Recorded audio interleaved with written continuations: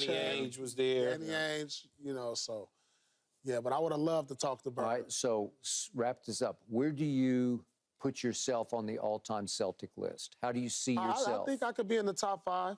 Okay. I think I could be in the top 5 based on, like, you know, what I've done, like, as far as records with the scoring. I'm probably, like, number 2, I think, and steals and three-pointers made, and I think I'm in the top 5. Okay, so you have Mr. Russell that I would put at the top, and I put Bird.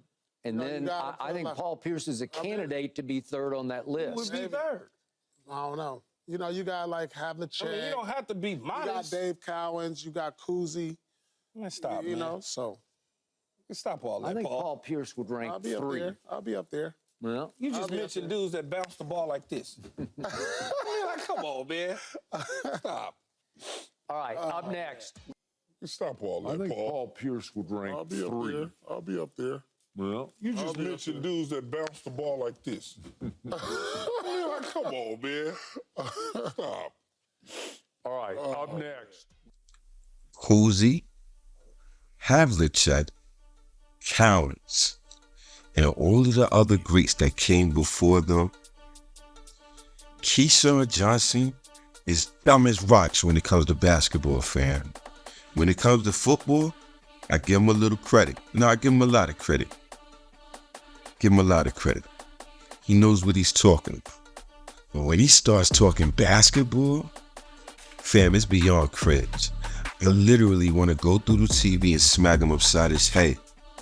And then I blame Skip too, because he allows him to talk this foolishness. And this is the stuff people listen to and regurgitate like idiots. But he's not the only one. JJ Redick, you know, the guy they're considering for the Lakers head coaching job, who called the players that are past plumbers and garbage men and all this other stuff.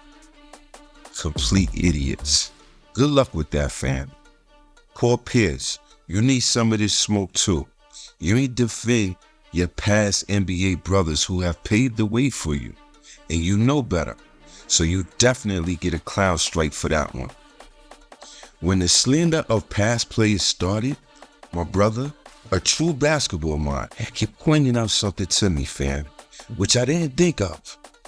You know what he said? He said, bro, the reason the ball handling today looks like the players are so much more skilled is not because the old players were less skilled. They just follow the rules. That pity pat dribble that looks so ancient and basic, they had to do that because of the rules. Yo, shout out to my bro, because he's right. And shout out to Thinking Basketball, great YouTube channel. They did a master video that illustrates the entire point to a T. And anybody that loves basketball, I suggest you check them boys out. Keyshawn Johnson, JJ Redick, and all you other overpaid fake-ass analysts, y'all definitely need to subscribe, right? And understand basketball.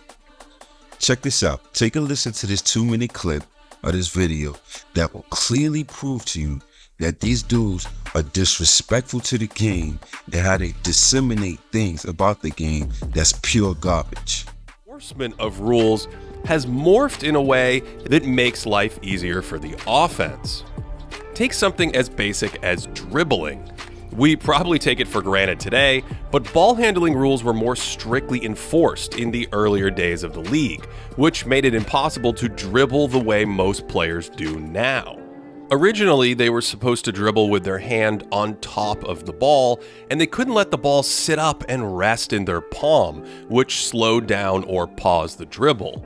Versions of these limitations are still in the official rulebook today, although the language now allows a player to put his hand under the rock as long as he doesn't carry it. Here's a slick in and out crossover from 1973.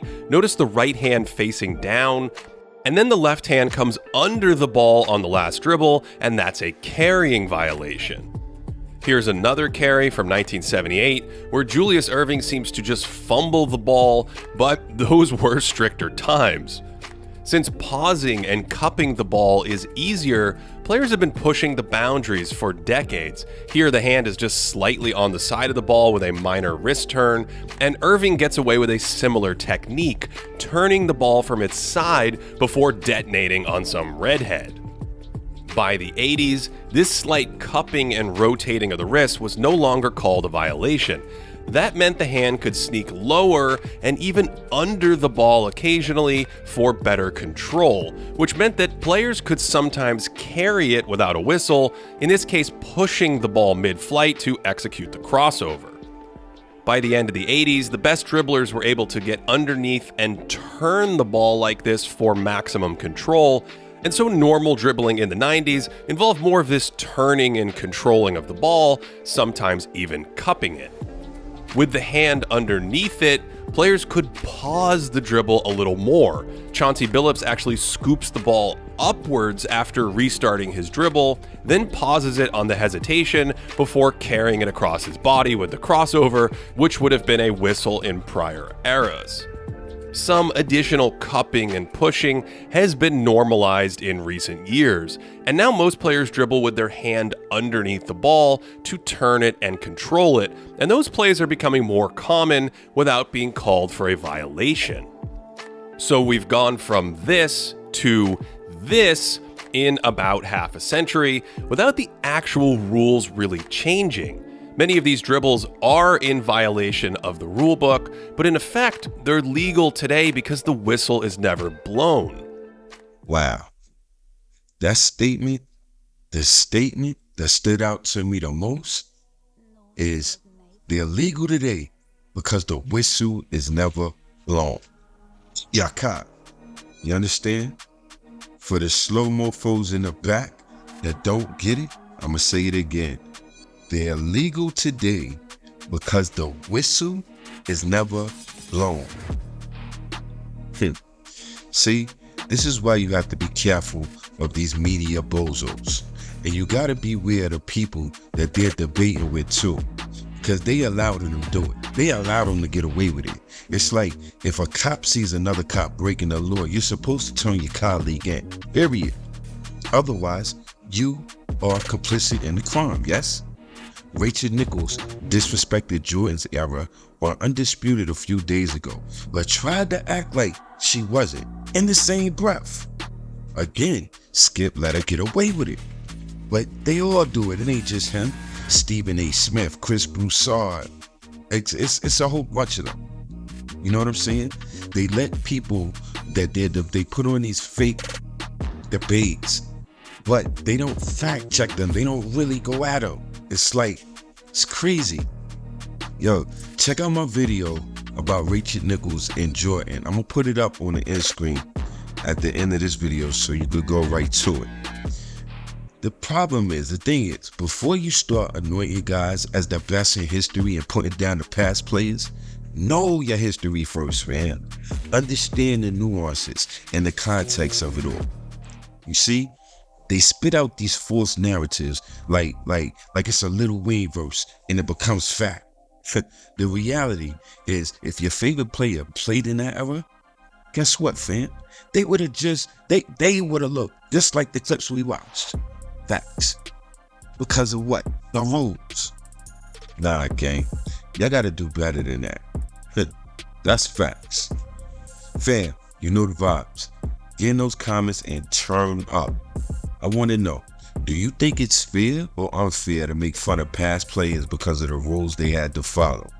On your way out, make sure to like and subscribe. Until the next video, be safe and God bless.